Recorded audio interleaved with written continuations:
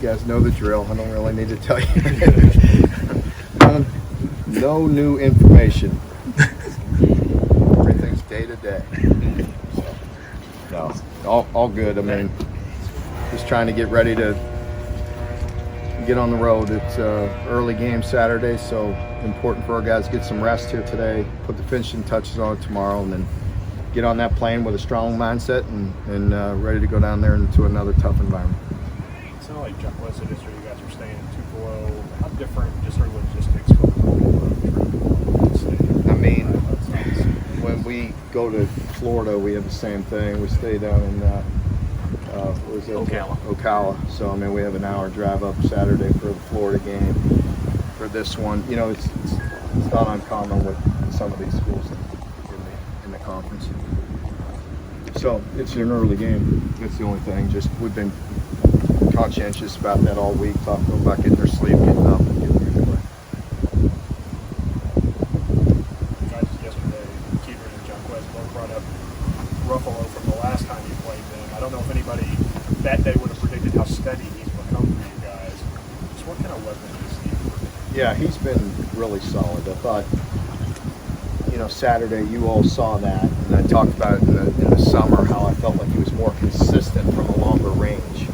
And Saturday was great evidence of that. He hit it, you know, and had several, you know, more yards, 5-6 more yards to go, I would think, on that kick. So he's been like that. I feel very good with him really anywhere inside of 54. I mean, we could try it a little further, but you know, if it was any further than that on, I believe it was 4th and 6, or you know, I may go for it some, just with the analytics and looking at things. But it's always just how I feel the game's going. I don't strictly go by one book or the other, but I have a lot of confidence in him. And just like Saturday's kick, that was a big deal to go up 2 scores. We've seen Josh Caddis out there play the last 2 weeks. I don't think Will's thrown it to him yet, but how is he doing in those other areas that you asked him? Yeah, he does a good job. He's a guy that has a very good feel for the game, and he's another one of those tight ends that just kind of does everything pretty good. He's a tough blocker. He's really hard-nosed and tries to finish. He's got a knack for picking things up. He knows all the plays immediately, which is hard for a youngster, especially in this pro style with as much that we do with tight ends. He does a really good job with that, and he's a good receiver. So we feel like he's a guy that's getting better, and you know the experience helps. We utilize our tight ends, as you know, and to have another guy like that that's kind of a complete tight end, it's very helpful. Going into SEC play, how important was it to get somebody like Zion so many snaps last week, going into the long stretch of an SEC season when you already had injuries in that room? Yeah, we have had injuries in that room. I talked about this summer about having depth in that room, and we're going to need it. And you can see just with injuries and getting banged up, you know, we need him. You know, so he has a lot of snaps under his belt. Getting him some good quality snaps last week was good, and we have a lot of confidence in him. How's Ty doing? Has he improved? Yeah, he is. He's doing better. Yeah, he's feeling better this week than he did last week. In the past, you've talked a little bit about guys not being too amped at the start of games like this. Do you have any concern with Chris at all? Who's probably more eager to get out there and play than most people?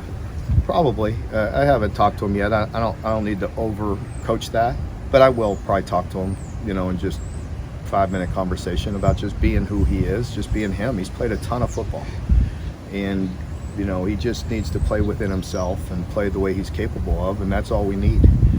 He doesn't need to be anything extra, but we welcome him back. We're excited to have him. I know our players will be, and that experience and that toughness is just added depth to that position, and those guys have done a nice job, all of them. Yeah, I'll probably have a brief conversation with him, but it won't be much. Nothing too earth-shattering. Mark, we talked all week about the run game that Ole Miss brings. You even said Monday there may be some more that they still have. They haven't showed us when it comes to the passing game. How do you prepare for that when they haven't put much of that on film yet? We understand all their looks and where certain play action and pop passes and different things could come into play. That doesn't make it any easier to defend. They put a lot of stress on you, and different calls have strengths and weaknesses, and so we try to prepare for as much as we can without chasing too many ghosts. Heard somebody joke a little bit yesterday about role reversal to some extent. You've got a quarterback throwing it all over the place now, Lane's running the football a lot. Yeah. You guys kind of switch places a little bit? Well, I'll say this about Lane. It's one of the reasons why he's a very good coach. He plays to his strengths, and he always has. And, I go back competing against him for a long, long time, and always really had a lot of respect for him as a play caller, and getting the most out of his teams. And he's been on some, super talented teams. They're very balanced, and maybe some, throw or run. And right now, I mean, they're hard to defend. I mean, we all know they're running the ball very effectively, but they still have very, very dangerous weapons in the pass game as well. Anybody else got something? All right.